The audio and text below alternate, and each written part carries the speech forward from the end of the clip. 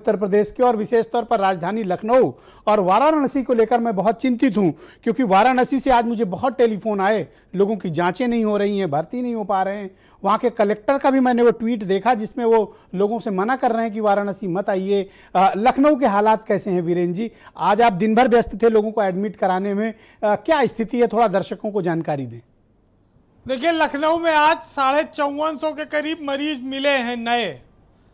और एक बात बहुत अच्छी लगी, अभी कही जा रही थी कि हर मोहल्ले में अस्पताल है प्राइवेट, सरकार उनको कोविड अस्पताल घोषित करे और लोग अपना ट्रीटमेंट कराएं और ये सीएमओ से पर्ची लेने वाली व्यवस्था खत्म की जाए।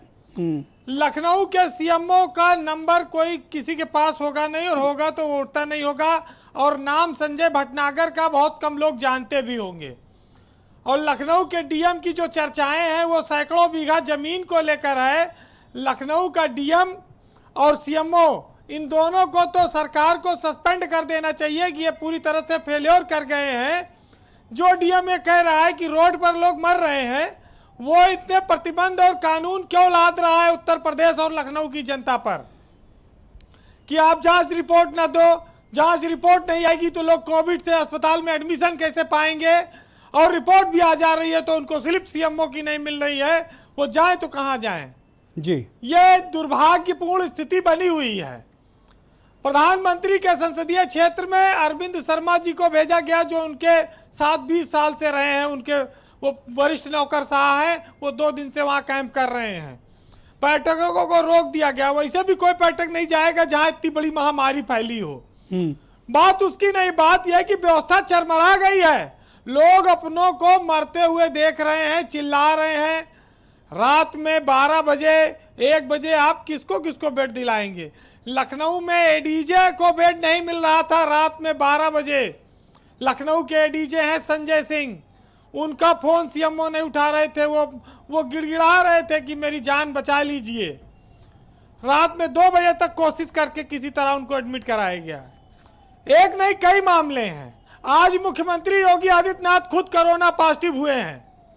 उनके सरकार के सारे अधिकारियों में से अधिकांश पॉजिटिव हैं। आप देखिए, अखिलेश यादव के बारे में भी आज खबर आई है कि वो कोरोना पॉजिटिव हो गए हैं। भाई, जो बड़े लोग हैं उनको सुविधा मिल जाएगी। उनके लिए पीजीआई को अलर्ट कर दिया गया, उनके लिए मेदांता को अलर्ट कर दिया गया। उनको जरूरत पड़ेगी तो एयर एम्बुलेंस भी मिलेगी। मुख्यमंत्री आवास पर 24 घंटे डॉक्टर रहते हैं। लेकिन लखनऊ का आम नागरिक कहां जाए, कैसे वो जिए? बीजेपी के सांसद कौशल किशोर और बीकेटी के विधायक अविनाश त्रिवेदी ने कहा कि ये पंचायत चुनाव स्थगित कर दीजिए, लोग जिंदा रहेंगे तब चुनाव कराएंगे, लोग मर जाएंगे उस विकास का हम क्या करेंगे? लेकिन सरकार ने अभी तक इस पर कोई, 25,000 इंजेक्शन रेमडेसिविर का मंगा दिया। तो इस इंजेक्शन से क्या होगा? अभी ब्रिजेश जी, जिस प्रदेश में मौत के सहवास का मौसम चल रहा हो, वहां पर यह टीका उत्सव शब्द कितना बेमानी है, आप बताइए, कितना बड़ा धोखा है और कितना दुखद शब्द है उत्सव। जब हम लोग अपने लोगों को बचा नहीं पा रहे, अपने जानने वालों को, उनकी मौत हो रही है और हम उत्सव मना रहे हैं। ये किसका उत्सव हो रहा है? आज आप बता रहे थे कि एक वरिष्ठ पत्रकार सच्चिदानंद जी की मृत्यु हो गई। सच्चिदानंद सच्चे मर गए, पीके श्रीवास्तव मर गए, 100 से ज्यादा पत्रकारों की रिपोर्ट 1 हफ्ता हो गया कोरोना की जांच कराए, उनकी आ नहीं रही है। ये क्या हो रहा है? कब रिपोर्ट आएगी? कोई कुछ बताने वाला नहीं। एक अफसर आज ये कह रहे थे कि 10 दिन और बीतने दीजिए, ये जो डॉक्टर और पैरामेडिकल इलाज में लगे, जब ये बड़ी संख्या में संक्रमित हो जाएंगे तब स्थिति और भयावह हो सकती है, क्योंकि कोई इलाज नहीं करने वाला रहेगा। आज दिल्ली से एक सूचना आई है कि मुख्यमंत्री केजरीवाल ने कहा कि वो सारे 5 स्टार होटल का अधिग्रहण करने जा रहे हैं और जो उनके बैंक्वेट हॉल हैं उनको अस्पताल में बदला जाएगा, अस्थायी अस्पताल में। ये एक अच्छी पहल है और एक अच्छा उदाहरण है यूपी के लिए भी कि यहाँ पर भी होटलों के जो बैंक्वेट हॉल हैं उनको अस्पताल बनाया जा सकता है। अरे यहाँ तो अभी इस बात की जांच चल रही है कि जो पहले कोविड अस्पताल चल रहे थे वो बंद कैसे हो गए, जो 250 बेड वाले थे वो 100 बेड पे कैसे, कम क्षमता कैसे हो गई। अभी मैंने देखा कल जांच वांच बिठाई है सरकार ने इस बात की।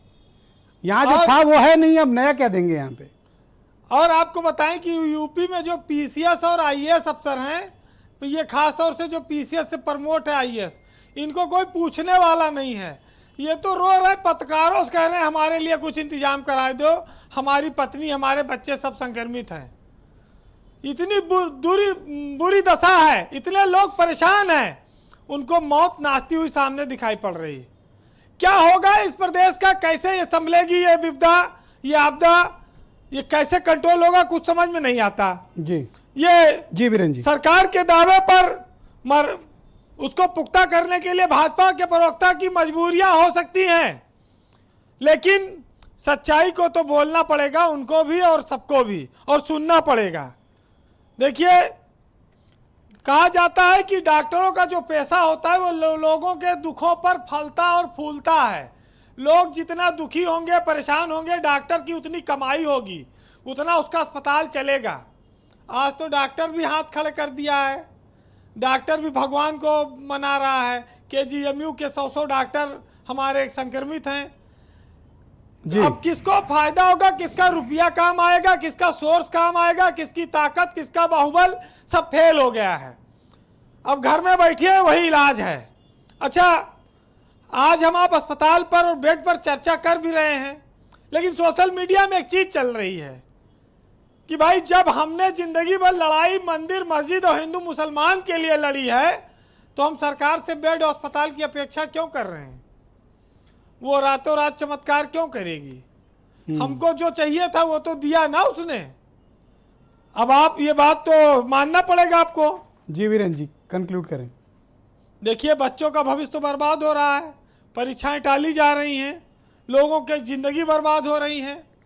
क्या ये जनसंख्या नियंत्रण करने का कोई फार्मूला है, कानून व्यवस्था है, कोई वायरस है? सरकार कितने मात्रा में इसको बर्दाश्त करेगी? ये चीज़ें बड़ी भयावह हैं। एक सप्ताह 10 दिन आने वाला शायद और कठिन होगा हम लोगों के लिए।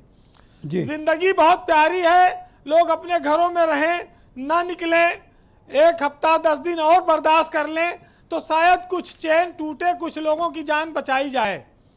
आज चिकित्सा व्यवस्था पर शोर मचा हुआ है, तमाम सारे उदाहरण हैं, लेकिन अधिकारियों पर यह सरकार कार्रवाई नहीं करती है। एक अभिषेक प्रकाश जो बदनाम अफसर है, वो लखनऊ का जिलाधिकारी 1.5 साल से बना हुआ है। वो जो भ्रष्टाचार के लिए कुख्यात है, जिसके तमाम इतिहास में शिकायतें रही हैं, आचरण से लेके और धन कमाने की, वो इस योगी ईमानदार सरकार का राजधानी का डीएम बना है, जो अहंकार में है, जो गरीबों की, किसी व्यक्ति की, पीड़ितों की सुनने को तैयार नहीं है। तो भैया, सीएमओ के अस्पताल के चक्कर में कितने लोग जान गंवाएंगे? सरकार खोल दो दरवाजा, जो जहां एडमिशन पावे लेने दो, क्योंकि अब और कोई रास्ता नहीं बचा है। ये प्रतिबंध हटा लो, लोगों की जान बचा लो, और कोई रास्ता नहीं है। जी वीरेन जी, बहरहाल हम लोगों को आज गुलजार साहब ने 4 लाइनें लिखी हैं। मैं वो बात कहूँगा कि शहरों को यूं वीरान होना कुछ यूं गजब कर गई, और बरसों पड़े गुमसुम घरों को आबाद कर गई। और घर गुलजार सूने शहर, बस्ती बस्ती में कैद हर हस्ती हो गई। आज फिर जिंदगी महंगी और दौलत सस्ती हो गई। बहुत बहुत शुक्रिया वीरेन जी, बहुत बहुत धन्यवाद। हरीश